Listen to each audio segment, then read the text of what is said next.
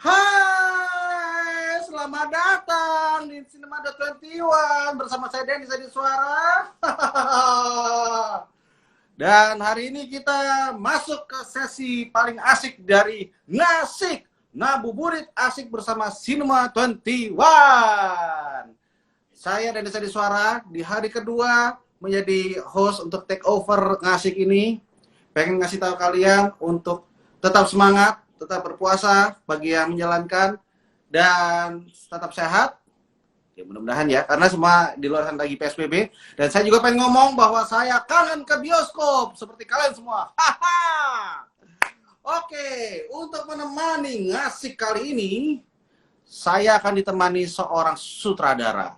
Sutradara sebuah film yang baru saja diluncurkan berjudul 10 meter. Dibintangi oleh Nirina Zubir dan Ringo Agus Rahman, dan dipersembahkan oleh OCBC NISP. Mari kita sambut Yandi Lawrence.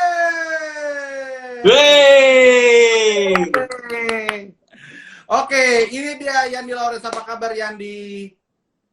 Puji Tuhan, sehat-sehat. Gimana keadaannya setelah kemarin Guardians of the Galaxy kedua, nasibnya Anda?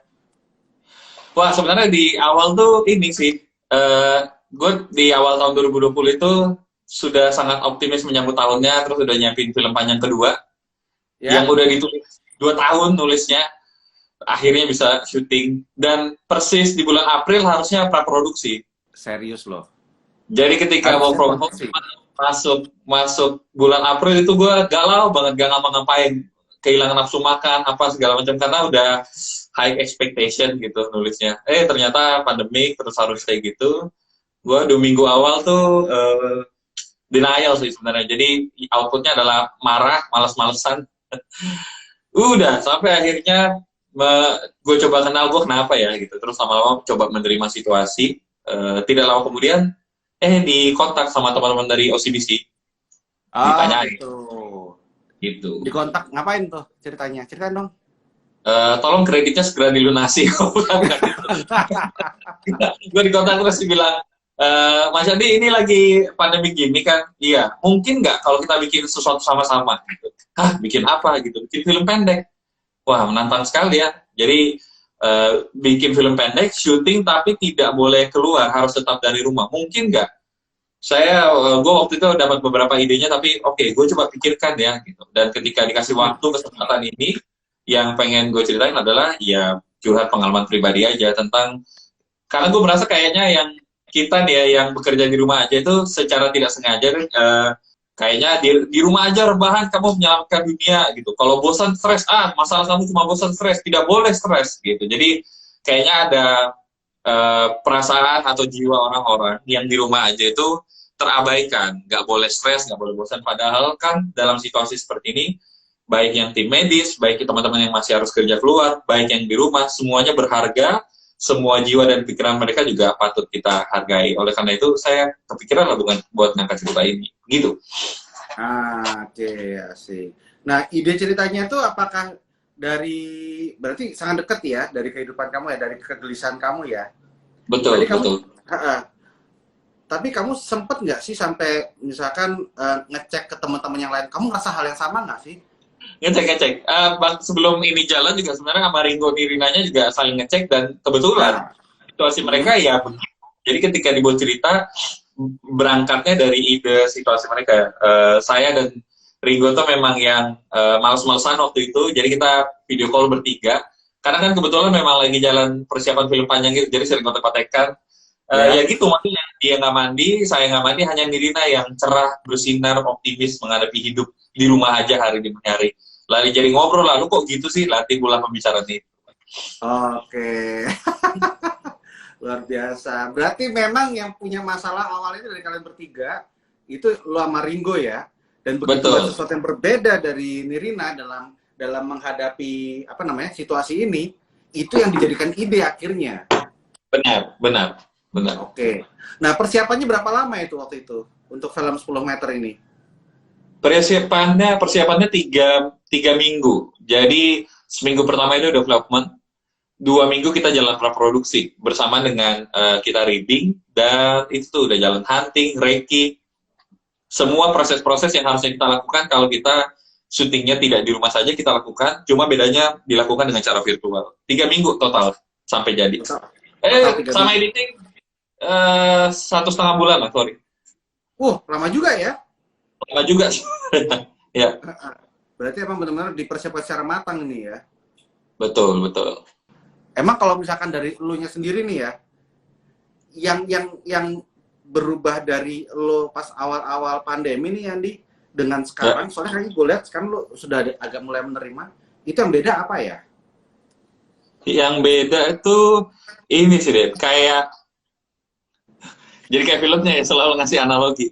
Ini mungkin ini apa ya, perjalanan itu mungkin kayak naik bus ya. Jadi selama ini kita lihat banyak pemandangan, tiba-tiba masuk terowongan panjang, gelap, akhirnya cuma bisa lihat diri sendiri gitu. Waktu di rumah itu apa ya, kerja sama hidup sama hiburan atau ngapain tuh borderless kan, kayak semuanya satu space dalam rumah. Tapi kalau gue pikir itu sebenarnya sebelum pandemik kayaknya kita udah gitu deh. Maksudnya kita tuh udah hidupnya udah borderless juga. Jadi hanya karena ada bentuk space-nya, ada bentuk spasialnya, kita ke kantor, kita kemana, kelihatannya hidup kita tersekat. Padahal biasa kalau kita pulang, pikiran masih di kerjaan, kita di mana, pikirannya mau liburan, gitu-gitu. Nah, sekarang ketika semua itu diangkat, kita kayak dihadapkan lagi sama diri kita sih buat gimana ngaturnya ya, baik-baik ya semua. Ya, jadi bisa nemu apa hal yang bisa kita upgrade sih, gitu sih. Nemu yang apa yang bisa di-upgrade ya? Iya, iya, iya. Pasti pikiran lo ini upgrade komputer di.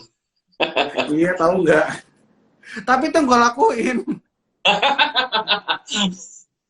Rumah gue renov sendiri, ya renov kecil-kecilan ya, bukan sampai yang apa yang gimana banget ya. Gua sama istri gue pindah-pindah meja berapa kali, terus abis itu nih komputer tadinya posisinya bukan di sini, tapi di pojokan yang sana. Cuma beda posisi aja, kiri sama kanan doang gitu loh. Lo kayak gitu juga nggak, kayak pengen ngelakuin sesuatu atau apa gitu nggak? Beres-beres, gue bersih-bersih. Gudang aja gue rapihin. Gila. Saking udah nggak tahu mau ngapain ya. Terima kasih Mary Kondo. Nah sekarang nih kalau misalkan lo habis beres-beres rumah, perasaan lo gimana sih? Wah, ya merasa udah achieve aja sesuatu. Jadi pokoknya gue mirip banget kayak di filmnya sih. Dan jadi setiap hari itu coba manage, hari ini gue mau capai apa ya. Dan kadang-kadang, sering malah bukan kadang-kadang, sering kali bukan hal yang gede banget. Kayak misalkan gue target hari ini nulis 3 halaman skrip deh, 3 aja. Gitu. Ya udah, paling nggak itu udah selesai. Gue kayak punya dapat akses buat misalnya leha-leha main game, kan gue udah nulis 3 halaman. Paling nggak ada sesuatu. Kalau gue paksa terlalu banyak juga, guanya jadi kembali stres gitu. Jadi gue ngatur pacing, coba kenal kemampuan diri gue gitu, nulis atau ngerjain apa, main sama anak dan segala macam. Cari schedule dan achievement itu. Seneng ya, jadi senang ya. Tapi kalau misalkan lo sekarang sudah bisa mengatasi dan sekarang ada perasaan senang, berarti juga ada perasaan cemas dong. Ada perasaan sesuatu yang bikin lo takut atau bikin lo merasa kayak, aduh di luar kok nggak aman gitu, sehingga lo cemas gitu. Nah, gue pengen tanya sama lo, apa yang bikin seorang Yandi Lawrence itu cemas? apa ya? Gue takut sama begitu kita katanya kan Juni ini kita bakal mulai bisa beraktivitas gitu. Gue takut kita tidak sekompak itu sih karena harus sangat disiplin. Maksudnya kebuka terus jaga ya. Jadi kalau mikirin apa yang di depan dan bikin lumayan cemas itu sih. Ketika kita mulai kembali keluar kerja, apakah kita bisa disiplinnya kompak dan konsisten untuk jangka waktu yang cukup? Itu sih. Disiplinnya ya. Lo melihat ada ketidakdisiplinan apa nih yang bikin lo takut? Apa ya, dari dulu kan budaya nggak ngantri, pun ngantri bentuk antriannya nggak lurus gitu kan. dari dulu kan kita udah kayak gitu, maksudnya tiap hari jalan di jalanan aja banyak banget yang jalan lawan arah masuk jalannya Transjakarta, ada motor yang naik jembatan penyeberangan, maksudnya itu tuh kebiasaan sebelum pandemi. Ketika harus sesuai protokol lagi, bisa nggak ya itu yang bikin deg-degan, karena kalau nggak bisa jangan-jangan masuk chapter baru gitu. Iya, ada yang katanya next wave ya, second wave ya. Iya, dan gue jadi lebih cemas dari seharusnya karena udah nikah dan punya anak kali ya. Dan maksudnya ada baby di rumah ya. Mungkin kalau single gue bodo amat gitu, keluar kalaupun sakit nggak apa-apa gitu, bisa sembuh. Tapi kalau ada baby tuh ya worry-nya jadi meningkat aja. Oke. Nah, sekarang kebalikannya justru. Kebalikannya sekarang Yandi. Sekarang nih, saat ini ya, apa yang membuat lu Ya, bersyukur? ya sejujurnya apa yang buat bersyukur sejauh ini adalah paling kecil tuh di rumah semuanya masih baik-baik aja, keluarga-keluarga terdekat juga semuanya masih baik-baik aja. Kalau melihat skala globalnya, kayaknya kita nggak separah negara-negara lain sih. Bahwa ada yang bilang, oh karena tesnya belum menyeluruh segala macam. Ya nggak se-Amerika juga yang, lu tau gak sih di Amerika tuh mayatnya dimasukin ke kontainer truk-truk. Iya, iya, di Jadi beritanya tuh. iya, jadi kalau orang tinggal di apartemen noleh gitu bisa lihat di lapangan parkir ada mayat baru dibawa gitu. Kita tuh nggak segitu ngerinya sih. Jadi ya bersyukurlah, lepas dari pro kontra ya orang kritik apa segala macam. Kalau jujur lihat keadaan luar apa sekarang, gue kemarin sempat berani keluar sih jalan kaki agak jauh gitu, fotokopi surat-surat apa, ya pada pakai masker dan tetap ada jual gorengan segala macam. Ya itu disyukurin sih. Oke. Beli gorengan, bilang aja gitu, nggak usah fotokopi surat-surat. Ya sekalian. Ini ada Bos Tobi Siames, Mas Yandi, kendala syuting kemarin kan jarak jauh.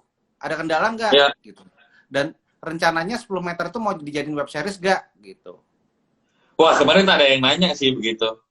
Kalau jadi sequel kan jadi 11 meter, 12 meter, nggak tahu. Ya dikembalikan ke bapak-bapak di OCBC lah. Oke. Tapi ini dia kayaknya 2 pertanyaan nih si Bos Tobi nih. Dasar bos kali ya, dia nanya langsung 2 gitu ya, nggak mau satu-satu. Gitu. Nggak, dan itu bukan pertanyaan, itu perintah. Itu perintah kayaknya, bos. Soalnya. Bos. Kendalanya syuting jarak jauh tuh apa sih? Nah, katanya gitu. Ini hal kecil ya. Biasa kalau syuting tuh cut gitu ya. Gue udah ngerasa bagus. Biasa di sebelah gue tuh ada produser, Herno gitu, yang tinggal noleh ngomong kecil-kecil, no, gimana tadi lo oke gak? Gitu. Biasa Herno kasih insight-insight tertentu, atau biasa juga ke Dimas di OP saya, Dim tadi oke nggak? Gitu. Gue aman sih apa segala macam. Begitu kita syuting nggak bisa begitu, karena pakai virtual dan nanti semua orang pada denger. Jadi tunggu sebentar ya, gue mute terus telepon dulu, gitu. Telepon conference, tadi gimana, jadi ngobrol lagi gitu. Dan persiapannya juga jauh jadi lebih ribet tanda kutip sih, kayak kamera harus dikirim jauh hari sebelum hari syuting, terus diagendakan workshop gitu. Jadi workshop sama Nirina dulu, dan selesai workshop sama Ringo dulu, diajarin cara merekam suara, gambar, cara cek file, framing, hal-hal segampang kameranya pen kanan dikit deh, atau tilt down dikit, headupnya dibuang. Kalau syuting kan tinggal selesai gitu. Ini bisa setengah jam. Karena yang operate ya keluarga Ringo dan keluarga Nirina. Iya. Dan mereka menggunakan kamera apa sih, HP ya? Atau ya, smartphone. Pakai smartphone kan ya? Smartphone. Ya. Biar mudah dioperasikan. Baik. Terus smartphone-nya harus sama berarti ya? Kamu yang kirim ya berarti ya? Iya, smartphone kita disediain produksi. Beserta tripod-tripodnya. Beserta tripod-tripodnya. Gitu. Terus ngedirectnya ada delay nggak? Kayak kita ngomong gini kan sebenarnya ada delay kecil gitu. Nganggu nggak sih delaynya? Enggak sih, kalau directing delay itu masih nggak apa-apa. Maksudnya waktu kasus sinyal turun pun ya jadinya teleponan gitu. Pun acting, jadi begini, mereka tuh ngobrolnya ke laptop masing-masing. Di laptop itu terkoneksi dengan aplikasi video call-nya. Nah, kamera HP itu ada di atas laptop itu. Oh, kamera HP itu ada di atas laptop itu. Fungsinya benar-benar cuma merekam. Nah, semua kru ada di aplikasi laptop itu juga. Jadi kita mantau dari itu. Bahkan karena mereka yang baca slide, jadi Astrada itu sebelum tag, udah roll semua, udah roll, share screen, slide. Mereka harus baca, Riko baca. Slide sekian, scene sekian, sosial, tag sekian. Yo, sekarang Nirina. Slide juga. Yo, standby ya. Mereka baru cari-cari perasaannya, terus semua nge-mute gambar dan suara, gue bilang action, ya udah mereka berakting aja. Gitu. Jadi ini kalau tipe syuting seperti ini sebenarnya bisa dilakukan oleh siapa saja dong sekarang, karena pakai smartphone, pakai laptop gitu loh, nggak perlu sewa kamera atau lighting dan segala macam gitu. Nggak perlu, tapi perlu kepekaan itu, dan tiap ini kelihatannya kan cuma 2 orang ngobrol gitu sini. Syutingnya 3 hari. Wow, syuting 3 hari. Syutingnya 3 hari. Kita kru kumpul udah di video call itu setengah 8, kita roll setengah 9, sampai jam 4 doang. Karena lewat jam 4, mataharinya mulai gelap, smartphone-nya nggak kuat, nanti noise. Jadi, nggak apa-apa, maksudnya bisa syuting dengan alat terbatas, tapi kenali alatmu dan akali caranya. Gitu. Oh gitu. Jadi waktu itu memang karena pakai apa ya istilahnya lighting alami, mau nggak mau ya harus ngejar matahari ya. Betul. Dan udah dilakukan dari hunting kan. Mereka hunting tuh bikin kayak room tour. Jadi ada gua, ada DP, ada produser juga ngeliat gitu. Terus kita Bentar. sama-sama cari. Hunting lokasi maksudnya. Iya, hunting lokasi. Hunting lokasi, ya kan di rumah mereka. Jadi huntingnya gimana dong huntingnya? Prosesnya. Iya. Video call, terus semuanya nangkring aja di video callnya mereka kayak, yo what's up guys, gitu. Terus ya di sini oke nggak, di sini oke nggak gitu. Jadi kita semua sekarang udah tahu seisi rumah Ringo dan Nirina.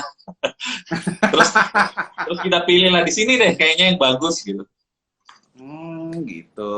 Gitu. Bener-bener Ada kayak room tour kayak acara-acara TV gitu ya. Yo what's up, Mas? bener. Bahkan ada test cam-nya, ada test cam. Ada test cam juga. Ada. Jadi kaidah bahasanya ya ampun. Jadi proses-proses yang ada yang biasa ada di pembuatan film yang pada umumnya itu pun juga dilakukan di sini ya. Betul. Dan kayaknya tidak ada yang terlewatkan. Semuanya benar-benar dilakukan. Oh my god. Yandi, habis ini harusnya lo bikin kelas khusus buat ini. Syuting di rumah aja. Iya, syuting di rumah aja. Karena lo yang kayaknya kalau gue lihat baru kali ini yang bikin tapi pakai kaidah-kaidah dan proses tahapan-tahapan itu. Ya mungkin yang lain ada, cuma karena ini udah tayang juga filmnya, ya mungkin harus di-share sih, keren sih. Menarik, menarik.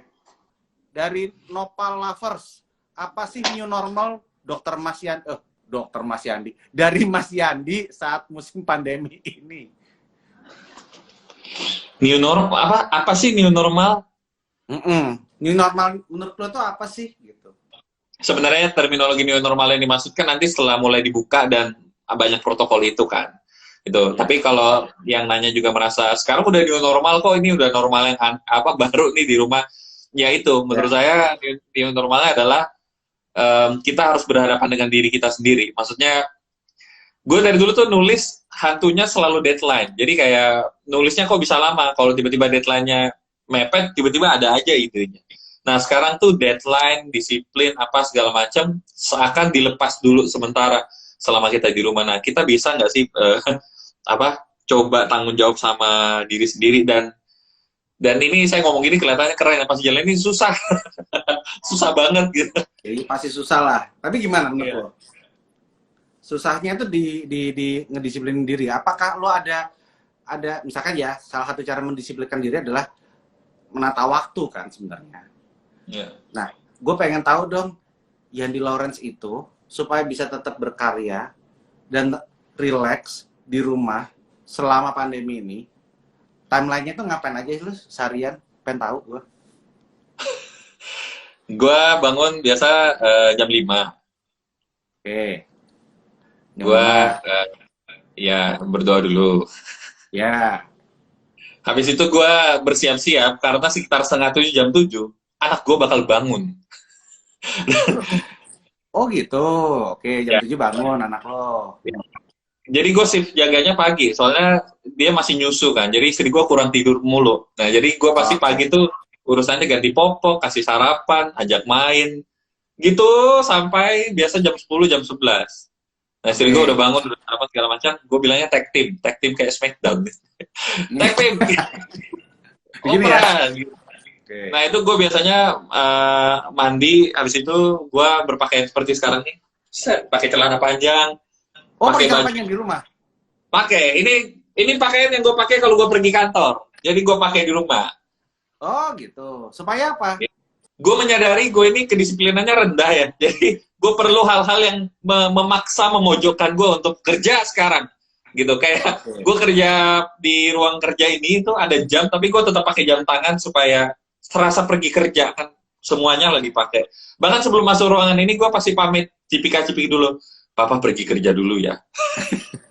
Gitu. Cuma aja dadah dadah gitu sama anak, terus masuk direct kerja. Nanti jam makan siang keluar makan, masuk kerja lagi sampai jam 5. Oke. Jam 5 ini jalan-jalan sore depan rumah aja, mondar mandir. Istri gue ngasih makan anak, gue main game tuh. Main game, udah selesai bantu mandiin. Karena udah 8 bulan. Kalau mandi sekarang rusuh banget, masangin popok apa segala macam. Habis itu makan malam kita berdua, jam 8 tepat, anak gue udah harus nyusu sambil tidur, matiin lampu segala macam. Dan tak mengapa kalau anak gue tidur dunia berakhir. Kayak gue nggak tahu lagi mau ngapain. Paling udah me time aja 1-2 jam terakhir. Jam 10 gue harus tidur. Supaya jam 5 gue bisa bangun. Kalau gue bangun bersama dengan anak gue jam 7 itu, kacau tuh hari itu. Gitu. Jadi gue sebenarnya apa? Kenapa kacau? Kan karena gue nggak punya pertama buat nyiapin diri gue menghadapi hari itu. Kayak main, termasuk berdoa, mandi, pokoknya siap-siap gitu. Gue udah ready, dia bangun, gue udah siap. Kalau gue sama-sama, dia udah bangun. Itu hari itu berantakan banget pasti. Gue jadi gampang marah, uring-uringan, mudah bete, gitu-gitu. Oke. Nah, hari Senin, Selasa, Rabu, Kamis lo, dan Jumat lo, Senin sampai Jumat lo, temponya sama nggak dengan hari Sabtu dan Minggu lo sekarang? Sama banget. Kecuali Minggu aja yang beda. Minggu apa yang beda? Lebih banyak malas-malasannya itu kayaknya diri tuh memperbolehkan kayak ini kan Minggu, nggak mau kerja gue gitu. Oke. Jadi itulah rahasia kesuksesan dari Yandi Lorenz, teman-teman. Tolong diikuti. Ini panutan ini gitu loh. Jadi santainya Minggu aja kayak orang-orang walaupun di rumah gitu. Dan sticky note gini juga membantu sih, dulu banyak gue copot-copot gitu. Ini gue sering nempel-nempel gitu. Apa tuh? Habis pakai tutup lagi gitu. Ini jendela kamar gue jadiin apa? Papan tulis, gue nulis scene-scene yang mau gue bikin gitu. Oh, gitu. Gitu. Bagus ya, nulis-nulis di mana-mana berarti ya, di kaca tembok gitu. Dulunya apa SMA-nya, Budut? Saya SMA Raja Wali Makassar. Membanggakan alma mater. Perlu saya nyanyikan Marsnya? Udah, nanti iya. ya. Nanti malah di remix sama penonton nanti, direkam di remix, bahaya nanti. Ya, ada kuisnya. Kuis. Waduh. 1000 langsung viewernya. Oke, ini saya bacakan ya syarat-syarat kuisnya ya. Pokoknya buat Sobat 21 di mana aja kamu bisa ikutan ya. Ada hadiah dari OCBC NSP, totalnya 5 juta rupiah untuk 20 orang pemenang. Jadi ini kesempatannya gede banget karena ada 20 orang pemenang. Ya. Caranya gampang, Sobat 21 bisa posting di Instagram feed kalian masing-masing, memfoto, nyalakan hati versi kalian masing-masing, diikuti dengan caption satu quotes atau kalimat motivasi yang menginspirasi Sobat 21 untuk nyalakan hati di masa pandemi ini. Jangan lupa kasih hashtag nyalakan hati dan tag akun OCBC NSP dan cinema.21. Akunnya OCBC NSP itu OCBC_NSP. Sementara untuk 21 ya ini cinema.21 gitu. Pokoknya di tag dan mention mereka ya. Jangan lupa akun jangan dikunci, jangan di lock supaya bisa dilihat sama OCBC NSP. Aduh enak, ngantuk gila. Aduh dilus-lus gini. Gue sayang deh sama lu, Den. Iya, gue juga udah lama gak disentuh gue.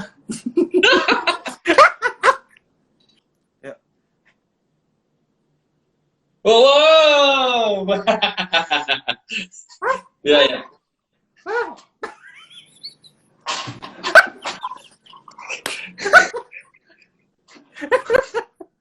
Tiap gue bikin web series selalu komennya gitu. Harusnya sinetron Indonesia kayak begini dong. Gitu selalu komennya. Karena web series lebih dari TV, selalu gitulah. Nah ini nih, ngomongin web series nih barusan nih. Gue pengen tanya. Ya.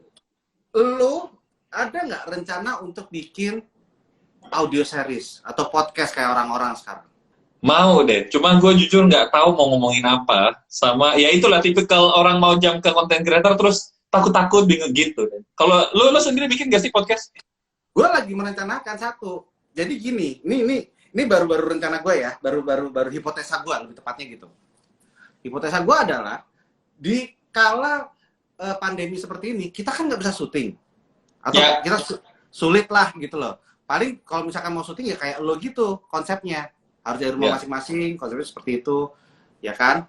Tapi itu kan menjadi gendernya agak terbatas, agak tidak ada keleluasaan sedikit gitu loh. Ya kan, ada keterbatasan di situ. Jadi gue mikir, apa mungkin nih sambil nunggu bisa syuting lagi, bikin podcast sebanyak-banyaknya, dari bank ide yang kita punya, sambil ngetes ke market, mana nih yang diterima gitu loh. Sementara kan podcast kan budgetnya lebih kecil gitu loh, resikonya nggak terlalu besar. Oh, maksudnya isi podcastnya itu drama ya? Iya, drama. Jadi misalkan kita punya ada 5 story gitu di komputer kita. Dan kita masih belum tahu, wah mana nih yang diterima oleh masyarakat nih ya gitu. Ya udah 5-5-nya kita bikin mungkin ya podcast drama kecil-kecilan lah, cuma 3 episode atau 5 episode gitu. Terus dilepas, terus habis itu kita tunggu mana nih yang responnya oke. Begitu ada satu yang responnya oke, baru bawa ke produser, mau difilmin nggak? Atau bawa ke sponsor, mau di web seriesin nggak? Gitu loh. Oke. Nah, itu sebenarnya ide yang bagus tapi sangat berbahaya deh menurut gua. Kenapa berbahaya? Karena kalau ceritanya well crafted gitu bagus banget, terus muncul di podcast yang tidak banyak dikenal. Misalnya penontonnya tidak semasif itu ya. Kalau sampai itu didengar, karena menurut gue pasti ada gitu orang-orang yang jahat banget bisnisnya yang wah itu idenya Dennis bagus tuh, kita bikin yuk tapi ganti ininya gitu. Oke. Jadi barang gitu. Nah sementara kalau ditahan dulu idenya, pertama kali orang lihat dia sudah menjadi karya audiovisual kayak misalnya waktu itu bikin sore atau bikin apa gitu. Jadi trademark istri time traveler tuh udah nempel ke situ. Jadi kalaupun ada yang mau lakukan niat jahat itu tetap bisa, tapi paling nggak audiensnya udah banyak ngumpul di situ. Ah gitu. Jadi memang ada risiko untuk dicontek ya sama orang ya. Iya betul. Kalau gue mikir gitu sih. Tapi ya. Lu pernah dicontek nggak? Syukurnya nggak pernah sih. Semoga jangan deh. Oke, ya udah. Soalnya gue biar belajar juga dari lo. Karena siapa tahu kalau misalnya dicontek, gue mesti ngapain? Misalkan ada orang yang ketahuan nyontek gue, ya mungkin panggil pengacara mungkin atau apa gitu. Enggak ya? Nah ironisnya tuh di Indonesia gitu sih, Dan. Ini menyimpang dikit nggak apa-apa ya? Maksudnya ketika kita misalnya jadi berantem gitu di persidangan ya karena merasa dicontek ya. Udah jadi bad campaign sendiri buat kita karena image-nya wah IP ini berantem secara hukum gitu. Nggak enak gitu. Jadi wah gila serba ngeri mainnya. Baik. Ya udah. Ini makanya ini cuma hipotesa gue doang gitu loh. Mungkin bisa, mungkin ada yang berani. Ya mungkin ada yang langsung kayak lo juga langsung web series karena semua itu juga plus minus gitu. Makanya gue pengen tahu nih. Nah ini penting nih, ini penting banget nih. Ini juga tadi mungkin agak skip gua tanya. Filosofi 10 meter ini kena banget katanya Hans Christian 15. Ya. Gitu. Dapat dari mana nih analogi 10 meternya ini? Pas lagi ngapain kamu dapat analogi ini? Dulu banget sebenarnya jauh sebelum pandemik ada teman pernah ngobrol-ngobrol dan nyampein analogi itu. Gimana kita ngadepin kesusahannya ya per hari aja gitu. Nggak usah dibawa cemas. Mikirin ke depan gimana, walaupun perlu merancang masa depan apa rencana, tapi ngadepinnya konsumsinya hari-hari. Ada quote-nya itu gue pernah dengar kayak dia bilang hari adalah satuan waktu yang paling bisa gue cerna. Matahari terbit, matahari tenggelam. Minggu, bulan, dan tahun itu menurut gue absurd karena nggak bisa gue tebak. Jadi oh iya bagus banget ya kata-katanya, ya udah disimpan aja.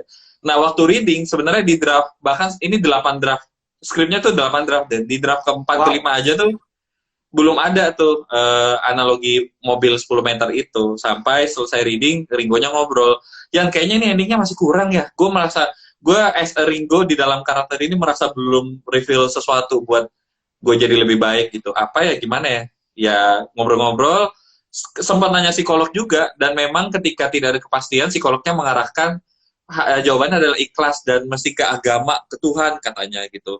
Ya, Ringo bilang, dialognya sama. Gue ngerti sih harus ikhlas, tapi harus sampai kapan? Nah, pas dia nanya gitu, gue ngomong gitu. Oh ya, nanti ada BTS-nya rilis. Itu rekaman kita nemu dialog itu ada kok, nanti dirilis juga. Ya gue mau ngomong, gue pernah diceritain teman gue, katanya analoginya kayak gini. Pas gue selesai cerita, dia benar-benar bilang, wah ini bagus banget sih. Gue jadi dapat sesuatu. Akhirnya, gara-gara itu kita masukin ke skrip. Bahkan setelah gue ngomong analogi itu, Nirina yang nyeletuk. Iya ya, kita kan sering ngerancang hidup kita 10-20 tahun ke depan. Interview kerja aja ditanya, what do you see yourself in 5 years?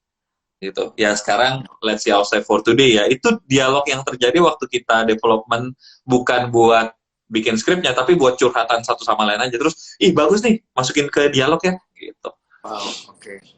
Jadi emang gimana ya, lu juga memberikan ruang bagi pemain-pemain di film lo ya untuk bisa kontribusi ide seperti itu ya, sejauh itu ya. Banget. Dan karena waktu kita nulis, menurut gue penulis itu pasti punya bakat acting. Karena waktu dia tulis dialog dan adegannya harus dilafalkan kan. Dibacain, diperagain sedikit. Sebelum pandemi gue kalau nulis di kafe pasti dilihat-liatin orang karena pakai headset, pakai lagu, terus gue adeganin diliatin, malu, gue lupa gitu. Nah, ketika reading, aktor yang peranin, kemampuan aktingnya kan jauh sekali dari kita sebagai penulis ya. Biasanya disitulah lahir hal-hal detail atau hal-hal besar yang membuat skripnya jadi lebih bagus. Jadi, nggak boleh final draft selama reading. Gue kalau reading tuh selalu standby laptop.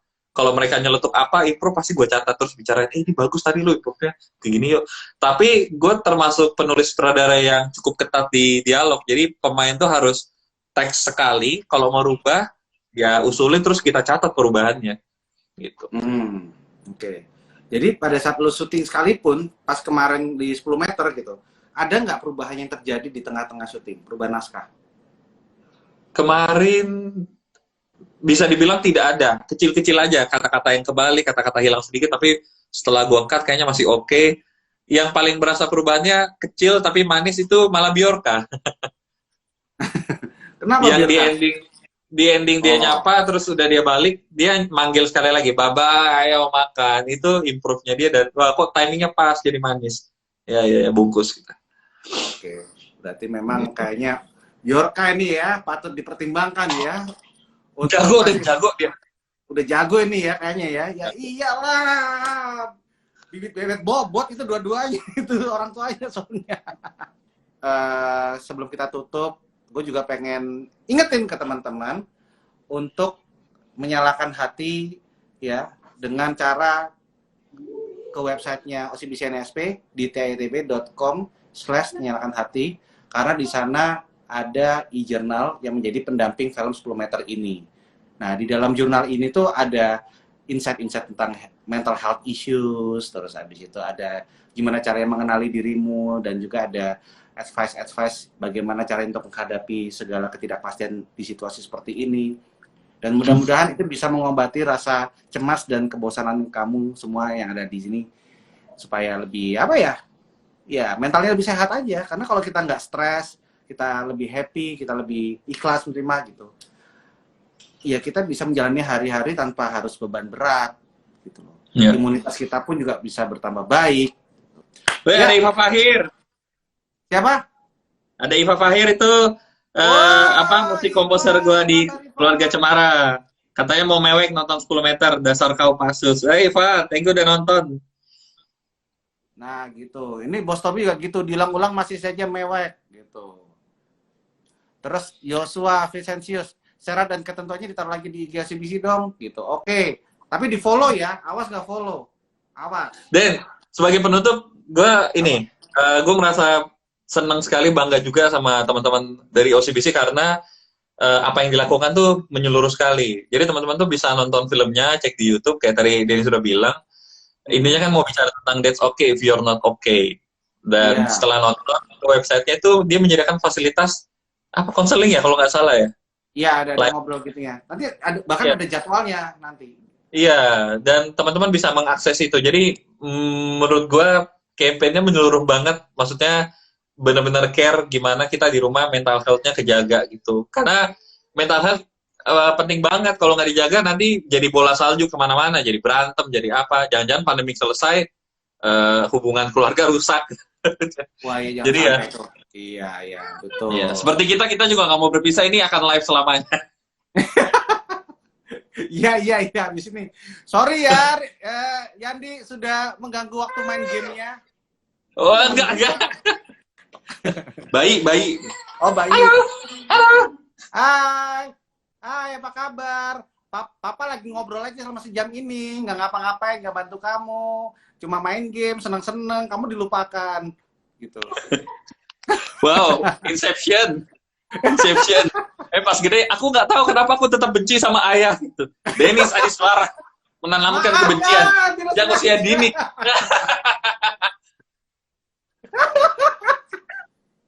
Inception usia dini. Ya udah teman-teman, dadah semuanya. Thank you Yandi. Thank you Denis. Bye.